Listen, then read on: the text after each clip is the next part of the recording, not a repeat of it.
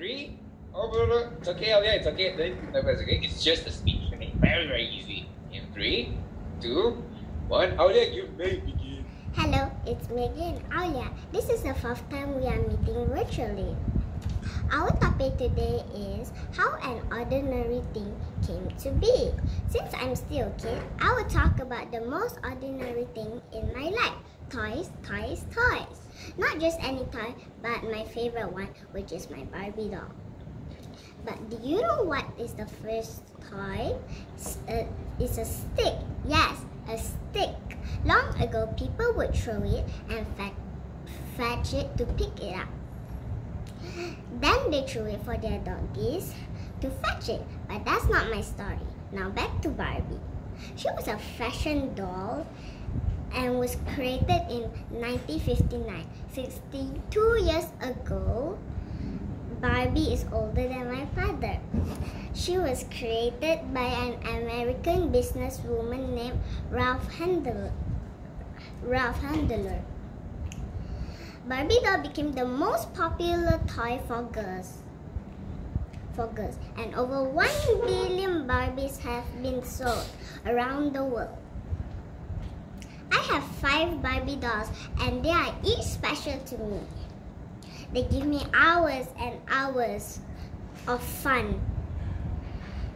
When I play with my baby sister, they give me to be creative and imaginative. I can be a mother, a sister, a ballerina, a superhero, a Barbie, and the best of all, a beautiful princess.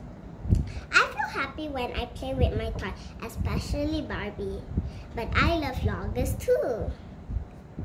I can't imagine how my life would be without my toys. Imagine playing with a stick. It sounds boring and dangerous. Can you imagine growing up without this ordinary thing called toys? Hope you enjoy my sharing. Have a safe Sunday. And take care of your toys, okay? Wonderful. Thank you very much, Auliya. Very well done. You may have exceeded. Okay. Let's bring up my slides for grading, yeah? Okay, right off the bat, right? I want to say something. Let's compare that speech to Ethan's speech. I think one of the very most important things that stood out to me was the conclusion. Okay, so for Ethan, I also forgot to mention to you that your conclusion was a bit too abrupt, yeah, Ethan. Your conclusion sounded like it just stopped out of nowhere. Okay, but Auliya's conclusion was like, can you imagine what life would be like if you only had a stick as a toy? I can't imagine that. I hope you guys stay safe. Have a good Sunday, and I hope you guys this and that. Okay, so maybe wherever you put your angpao, don't put it at a place where you forget to put it. Like just now, I put it in the middle of my book. I see. So that was supposed to be part of your conclusion, then, Ethan? Yeah. I see. Okay, I didn't see it as a conclusion, yeah? So I'm sorry for that. But for Auliya's case, the way she's wording her speech already sounds like it is already towards the end of the speech. So if you get what I'm trying to say, her conclusion sounds more well-rounded in that case, okay? So besides that, let's move on to this main characters over here. Eye contact. I will give you the middle one over here, Auliya, because I realized that your speech, when you're giving it, you're mostly looking at the camera, which is good, by the way. But once in a while, you're referring to your speech, which is placed, okay, I'll give an example, placed down here. Okay, I'm putting on my keyboard, by the way. So if I keep on looking down here, it looks a bit distracting. So what I would recommend is you put your paper or your book at the side of your camera. So this is me putting it on my PC, on my laptop screen over here. If you can, that would be a lot better. So if let's say I'm looking at my script, right, I'm looking like this, like that, like this, like that, like this, like that. Okay? Because if you look down, like that, look down, like that, it's a bit distracting. Okay? So try to find a good spot to place your script next time. Okay? That is one recommendation. Voice control, obviously very excellent. Okay? Hand gestures also very, very good. Like I said, yeah, hand gestures are the hardest skill to pick up, especially for early stage beginners. And you, Auliya, are doing a very excellent job right over here. Okay? But yeah, in today's case, your eye contact was a bit lacking, but no matter, you can always improve it by trying to find a sweet spot to place your script. Okay?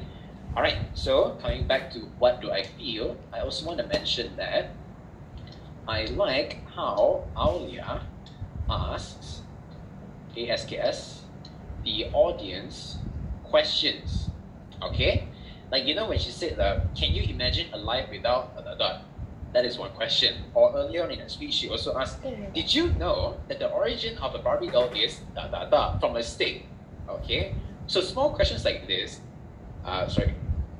did you know, can you imagine, blah, blah, blah, all these, right? They're all essentially cues to make the audience think, okay? When I mean cue, it means like a sign, okay? Suddenly, if Auliya were to ask me a question, and I'm the audience, I'll be like, oh yeah, that is true, right? I actually never thought about it. Yeah, okay? I never thought about the origin story of the Barbie doll. Never thought it came from a stick, blah, blah, blah, and all that, okay? Another recommendation is, I would advise you to use props in future, okay? Because today's topic was very, very good to use props, yeah? Like you said, you have 5 Barbie dolls, right? Go ahead, show the audience, bring out at least one, you know, tell us her name, how you got her, why are you so close to her, why is she your favorite? Maybe she's not your favorite, cannot let the other people know that she's favorite. But yeah, of course, show off your toys on camera, okay? These are all very, very good ways to incorporate props, and props are considered as hand gestures, at least in this class, okay? So with that being said, I just want to wrap it up once again with try paying attention more to the camera over here by placing a script in a nice position, and also try to use props in future whenever you can. Okay, Auliya? Thank you, teacher. Wonderful. Very, very good. No problem. Next up.